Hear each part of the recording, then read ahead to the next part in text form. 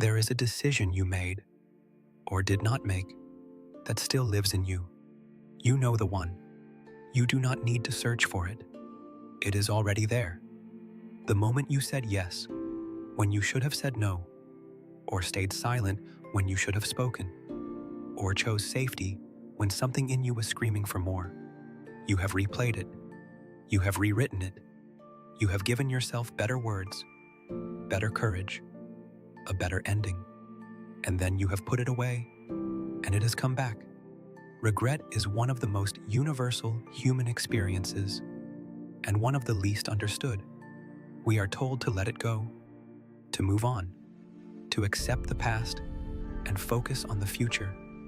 And we try, and it keeps coming back, because regret is not a malfunction, it is a message.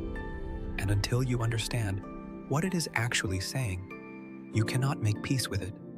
Today, we are going to explore what philosophy has always known about regret, and what that means for the choices you are still carrying. Søren Kierkegaard was a 19th century Danish philosopher who fell deeply in love with a woman named Regine Olsen. He proposed to her. She accepted, and then, in one of the most examined decisions in the history of philosophy, he broke off the engagement, not because he stopped loving her. He loved her for the rest of his life. He broke it off because he believed, rightly or wrongly, that his calling as a thinker required a kind of solitude and inner suffering that would destroy her if she remained bound to him. He spent the next decade writing some of the most extraordinary philosophy ever produced, and he spent it in regret. Not the paralyzing kind, not the self-punishing kind, but the kind that becomes the material of genuine wisdom, the acknowledgement that the choice was real, that it cost something irreplaceable, and that the cost was worth carrying because it was chosen honestly. Kierkegaard understood something about regret that most people spend their entire lives avoiding. That regret is not evidence of a mistake. It is evidence of a life in which something genuinely mattered. You cannot regret a choice that cost you nothing. Regret is the price of caring, of having been fully alive to something that is now gone. The question is not how to eliminate that feeling. The question is what to do with it. The first explanation is the one most people live by without realizing it. Regret as evidence of failure. In this view, regret is the mind's signal that you made the wrong choice, that you failed to act correctly, think clearly, or be brave enough, that the regret you feel is proportional to how badly you got it wrong. And the solution, in this view, is to learn from the mistake, do better next time, and move on. This sounds reasonable. It is also partially wrong, because it assumes that the right choice was always available to you, that somewhere in the moment of decision, there existed a correct path you failed to take. But most of the choices that generate the deepest regret were not between a right and wrong option. They were between two genuine goods, or two genuine losses, in circumstances where perfect information was impossible, and the outcome could not be known in advance. You did not fail to make the right choice. You made a human choice, under real constraints, with real uncertainty, with the version of yourself that existed at that moment. That is not failure, that is life.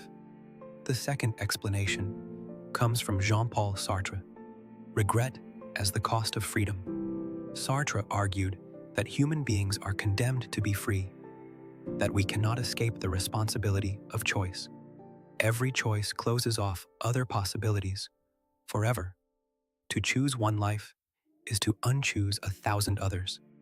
And regret is the inevitable shadow of that freedom, the echo of the unlived possibilities that your choices destroyed.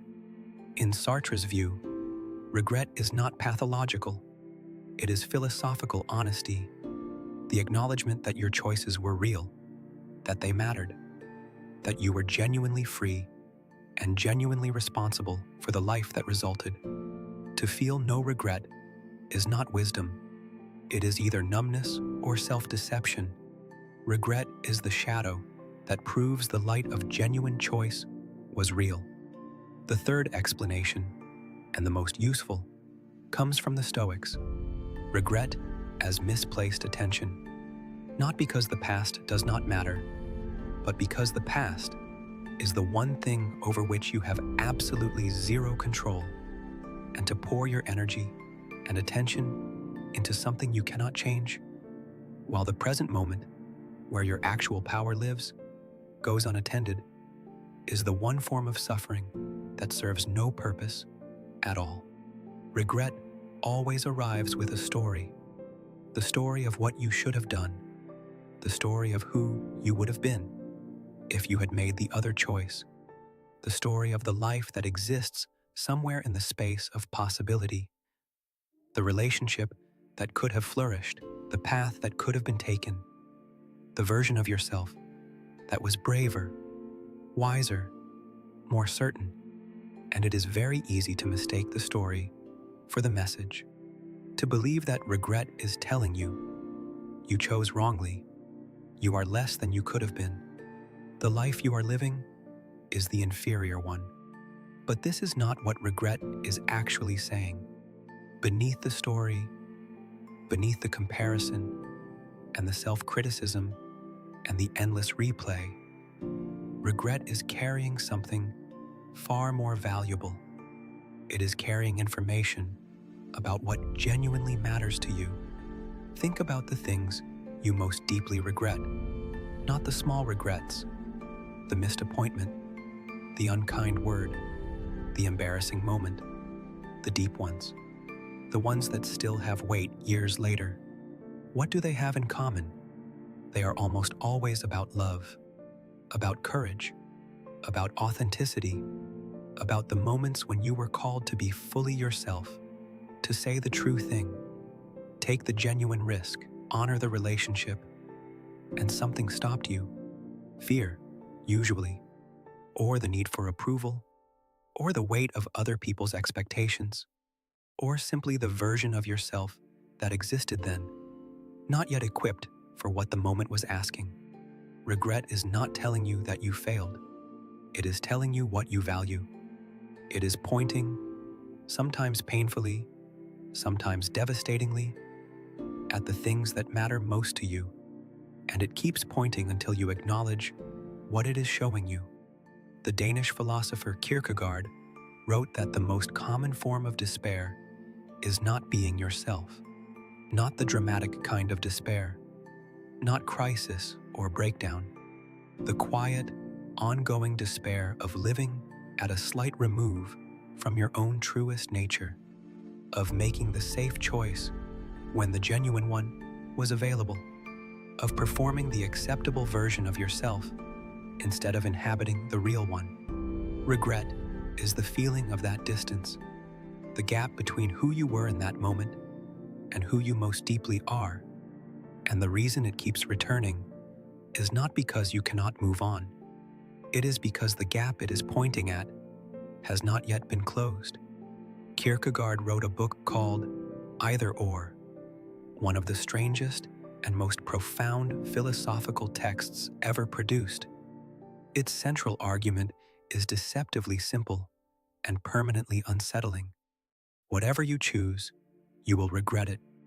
Choose to marry, you will regret it. Choose not to marry, you will regret it. Laugh at the world's foolishness, you will regret it. Weep over it, you will regret it. Hang yourself, you will regret it. Do not hang yourself, you will regret it. This sounds like nihilism. It is actually the opposite. Kierkegaard was not saying that choices are meaningless. He was saying something far more honest, that every choice involves genuine loss, that the life not lived is always real, that the door you did not walk through was a real door, and therefore, regret is not a sign that you chose wrongly. It is a sign that you chose at all, that you were alive enough to the stakes of your life, that the loss of the alternatives actually registered. The person who feels no regret is not wiser than you. They are either less honest, unable to acknowledge what their choices cost, or less present, not genuinely invested in the life they are living. Regret, properly understood, is a form of respect for the weight of your own choices. But Kierkegaard also understood that you cannot live inside the either-or forever, that at some point the task is not to resolve the regret, to find the philosophical argument that makes the loss disappear, but to integrate it, to carry it honestly as part of the full truth of your life, without letting it become the story that defines everything else. This is what Marcus Aurelius practiced when he wrote about what is done being done, not with indifference, but with a kind of clear-eyed acceptance that the past has become fixed, that it is now the permanent record of who you were, and that the only place where your freedom still lives is the present moment and what you choose to do with it.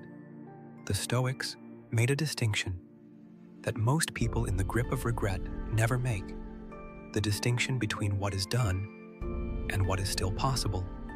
What is done is done. The choice was made. The words were said or not said. The opportunity was taken or not taken. The relationship flourished or did not. This is fixed. It is no longer in the domain of your freedom. It is now simply part of the permanent, unalterable record of your life. And the Stoic insight, which sounds obvious and is genuinely difficult to practice, is that continuing to direct your energy toward the fixed past is not grief. It is not wisdom. It is not honoring what was lost. It is a form of abandonment of the present, of the actual life you are currently living, with its actual possibilities, which are real and available and waiting for your attention. This is not the same as forgetting. The Stoics did not advocate amnesia. They advocated honest acknowledgement, followed by redirection. You acknowledge the choice. You acknowledge the cost. You acknowledge what it revealed about what you value.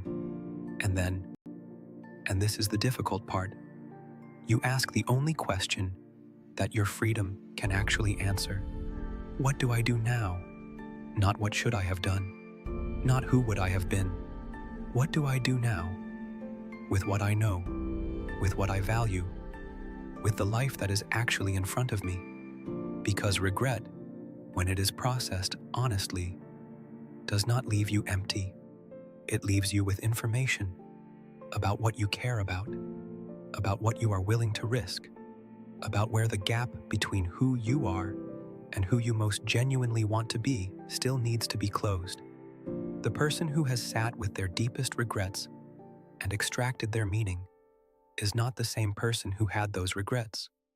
They are, if they have done the work honestly, someone who knows themselves more precisely, someone who is less likely to make the same kind of choice again, someone who has paid for their wisdom in the most expensive currency available.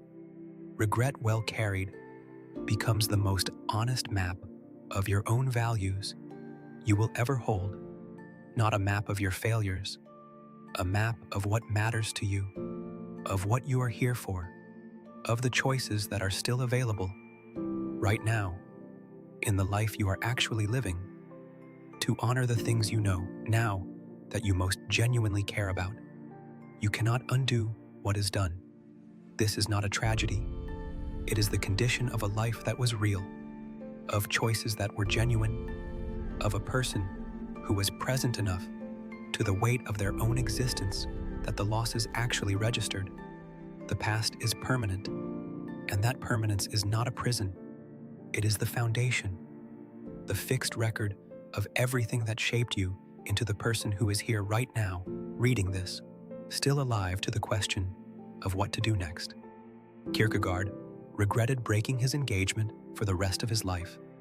He also produced some of the most extraordinary thinking in human history, thinking that emerged directly from that regret, that would not have existed without it, that has helped millions of people understand their own lives more honestly.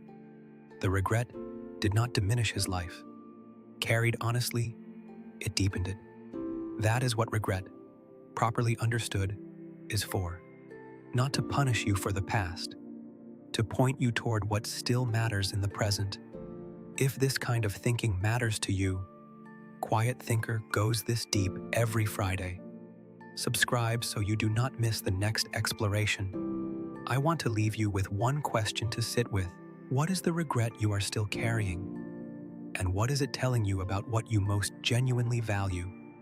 Leave it in the comments. I read every one. Quiet Thinker exists for exactly this kind of question. One honest exploration every week for the part of you that refuses to stop asking. Until next time, stay with the questions.